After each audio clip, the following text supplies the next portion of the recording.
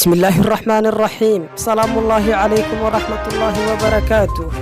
meesha aad imika daawadayaal nagala socotaan waa janalka wargal media.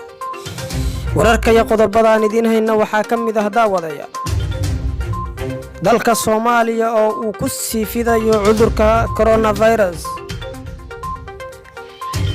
ururka al-shabaab oo kulayay dad shacab ah gobolka Gedo. qodobada dibadda daawadayaal aan idin hayna waxaa ka mid ah shirkado caalami ah oo ku howlan soo saarista app ama barnaamij aad ku ogaan kartid qof qabo cudurka COVID-19 haddii uu ku soo dhawaado.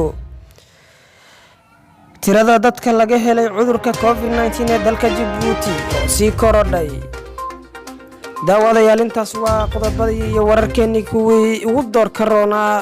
intii aanan u gelin faahfaahinta barnaamijka ha hilmaamin inaad channelka subscribe saarto, videodana like saarto, kulana share garaysa asxaabtada sharafta leh. haatanna ku soo dhawaada warkii oo intaas ka sii faahfaahsan.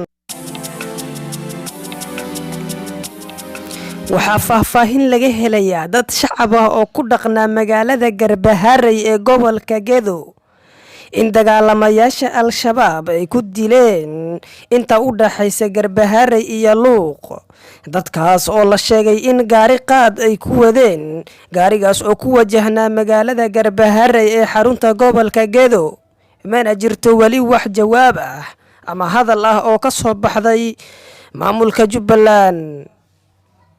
sidoo kale waxaa faahfaahin laga helayaa in dalka Soomaaliya uu ku sii fidayo cudurka coronavirus kadib wasaaradda caafimaadka ee dowladda federaalka Soomaaliya markii ay soo dhigtay page-keeda Facebook 20 xaaladood ee cusub 24 saacadood ee la soo dhaafay kadib baaritaan xaqiijineedyo cusub oo la sameeyay 24 saacadood ee ugu dambeysay.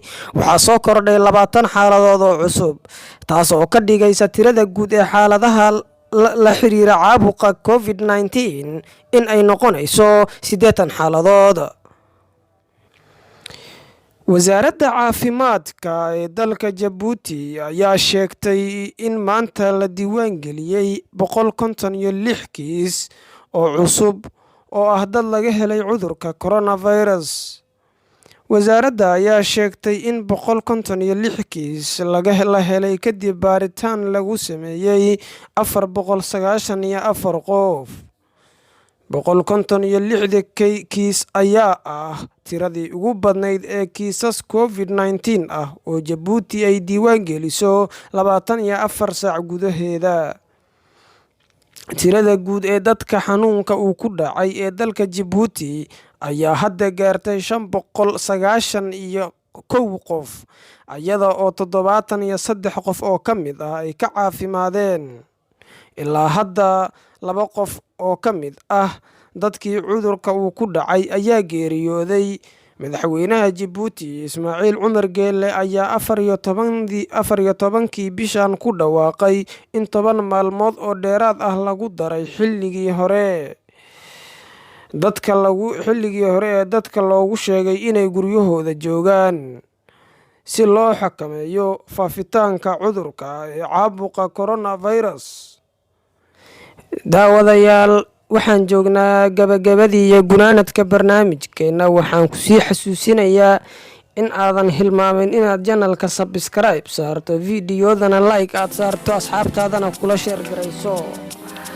sidaas iyo nabadgelyo. salaamullaahi calaykum waraxmatullaahi wabarakaatuh.